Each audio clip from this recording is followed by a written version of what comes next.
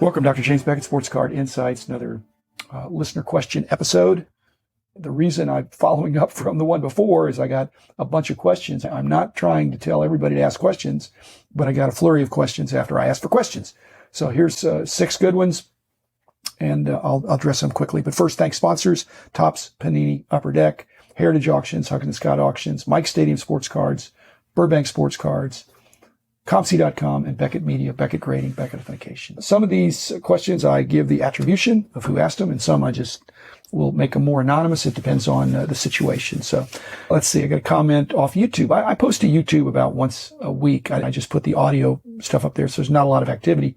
But I have a surprising number of comments because I think that's a system and a format that encourages comments. So ASMR people, thank you for your, actually more of a comment. I'm assuming it's a he, commenting on the Retail Dilemma episode 473, saying that the one box or a limiting purchase system generally works.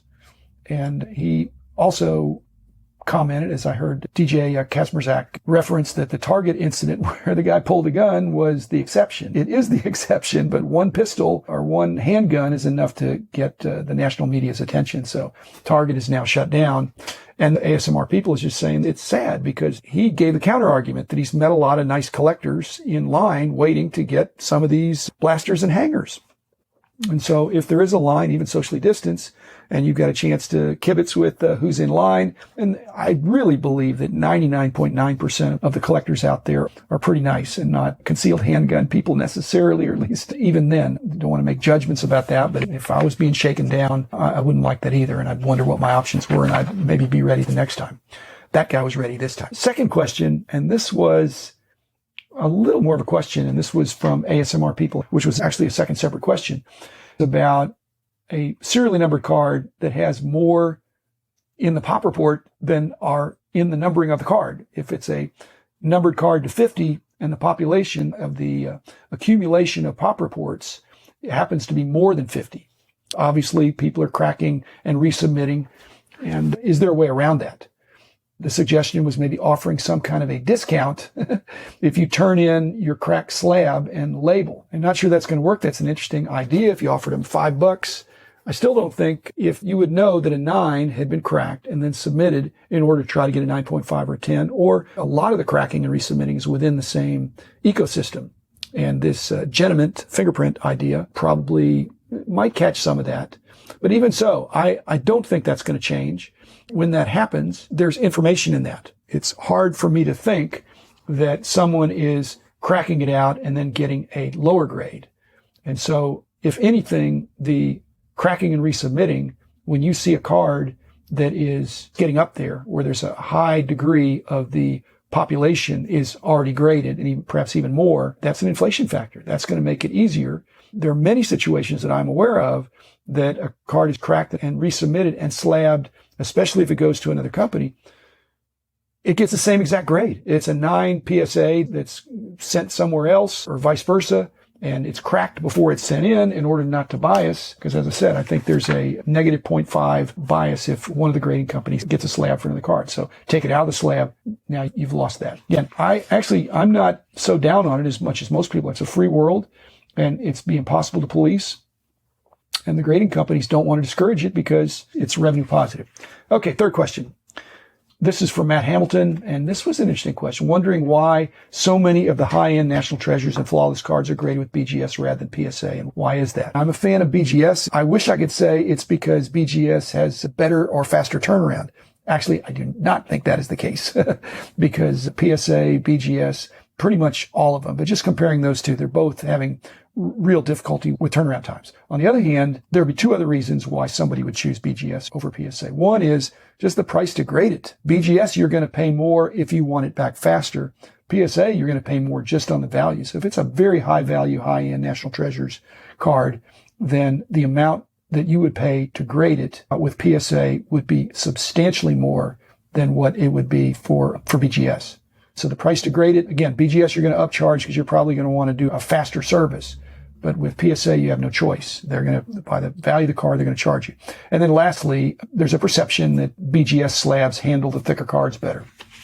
I've heard that before, and that'd be another reason. So a lot of these high-profile cards have been BGS. I think that's, as I said, one of the reasons Nat Turner and the new leadership at PSA are not limiting the submissions during this hiatus. They still want to get these really good cards in. Question number 4 was from Russ Opdahl, and was a comment about the fingerprinting, and was clarifying. I think I was not clear on that, and I don't want to be misleading, but fingerprinting, I have had the situation of putting my fingerprint in a card and not screening the surface of my cards very well. Some of my early submissions to BGS.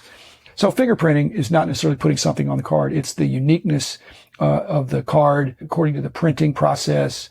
Every fingerprint looks the same until you magnify it to a great degree.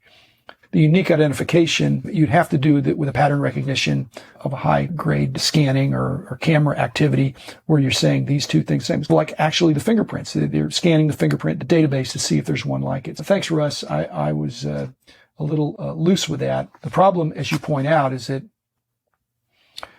once you have it in the system, you're going to see if it's in there. And if it's not, how close does it need to be? If somebody has wiped something or brush something, would that be a near match or would it be a non-match? So I think we're going to continue to learn on this. And a lot of it's with the idea of the previous question of making sure that there's some understanding of what the quantity is of resubmissions and cracking. Okay, question 5 was anonymous, and I've gotten this more times, but it's, what should I grade? What should I grade? I'm going to interpret it in context of the new grading calculus of how long it takes to get things back, as well as how much more it costs now. I don't think you're going to like my answer. For me, as an analytical person and a math person, is I just do the math and I look at the probabilities. And I figure if it gets this kind of grade, it's worth it at this price. The player has enduring value. I'm not going to worry about having it in for some period of time and then getting it back and the player's all of a sudden cold. If I'm sure it's an 8, might be a 9, it's not going to be a 10. So generally you get it down to between 2 grades. And if you think, I think it's a 9, but it might be a 10, for pretty sure it's not going to be a 10 if you can see some noticeable defects. It's very rare. The graders look at a lot of cards. I'm not saying there couldn't be an occasional mistake, but they're looking for flaws. If you see it, I promise you with their equipment, they're going to see it. So what to grade? There have been too many individuals and entities and small companies that have popped up now that do pre-grading, that do bulk submitting, group submissions. I think, especially with these latest increases, the best way to figure out what to grade, Russ, is to take it to your local and just say, what do you think? Because it's just really hard to be objective. And if I were in a different situation, have less knowledge, less experience, I absolutely would do that. On the other hand, I think anybody that can ought to be trying to improve their grading skill. I think it's an acquired skill. I don't think you're necessarily born with it. If you were to study cards and take these tests when the grading companies do, just see how you do. And okay, but failing that, find somebody that you really trust, that you could take your good cards to and say, because you can lose money on grading the wrong stuff. So check with a third-party person. Last question, and this is revisiting FOMO.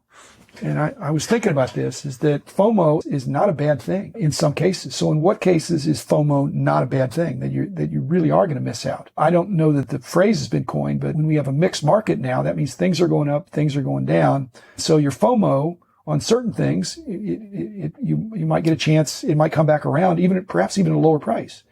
So FOMO needs to be interpreted in light of what I call fast forward FOMO or FOMO forever. That is, if you pass on this now, you're most likely never going to see this at any price. If you wait until later on a lot of these cards, you just don't know. It might go down and it might go up over 5 years. Over 10 years? And what happens if you wait 5 or 10 years to see if the card goes up or goes down? Worst case for you, if you passed on it, is maybe in 10 years, it's doubled in price. 10 years, if it's doubled in price, your salary may have doubled and your net worth may have doubled. So proportionately, you didn't miss out forever. You missed out for a while. Now, again, that bit me bad. Wagner, Lajoie, Planck, all those cards I had a chance to get, and I did not consider FOMO. I thought I'll maybe get a chance to get that more. Most of those times when I passed on it, I had a lot less money than I have now. And it's too late. I'm not going to pay those prices. So I, in effect, did miss out. And because I did not follow the advice I'm saying right now, is that if it's not going to be ever available or not going to be ever available at a reasonable price or at a price that you can justify to your family, then you better buy it now if you really want it. Now, the all bets are off thing is the fact that fractionals have put a situation here now where you could FOMO, you could miss out on buying the 52 Mantle. And then you could say, gosh, I really should have done that a long time ago. But now you could say, you know what? I'm not going to pay for the whole card, but I can own a piece of it. I can own a fractional and I can observe how it's going up or down. I can have some kind of a pride of ownership that perhaps is appealing. I think it's not as good as having the whole card. The other thing I was going to say that I've not really said before is that when you're looking at FOMO forever, there's an aspect of if you can finally afford something when you're 90 years of age, I don't want to be buying cards when I'm 90. If my life expectancy is 91, I'd rather enjoy it before I'm having such a cognitive decline or inability to really enjoy. It's like the people that wait to travel. They're not going to do overseas travel while they're working. They're saving their money. And then they get in their 60s, their 70s, and then they get their 80s. They think, hey, let's go to Hawaii. You can't enjoy Hawaii in the same way when you're 80 as you can when you're 40 or 50 or 60 or even 70. So look ahead, fast forward, think about your FOMO, not in terms of right now, but in terms of ahead. And while you're doing that fast forwarding, again, if you pass on Shohei Ohtani, which people did for a while and maybe still are doing now, the FOMO bet is that he's not going to be the next Babe Ruth. It'd be interesting if you checked with Las Vegas and some of the bookmakers. I wonder if there's these prop bets and odds for some of these situations that somebody's going to do something in the future. But if you looked at those and you really interpreted what the odds meant, these are very unlikely things that somebody is going to be the best ever. And by FOMO, you're saying, I'm afraid that he might be. If you were in a gambling situation, the bookies would take those bets all day long. So 6 more questions. Thanks, sponsors. Thanks, listeners. Thanks, people that submit questions. drjamesbeckett@gmail.com. I'll be back again tomorrow with another episode.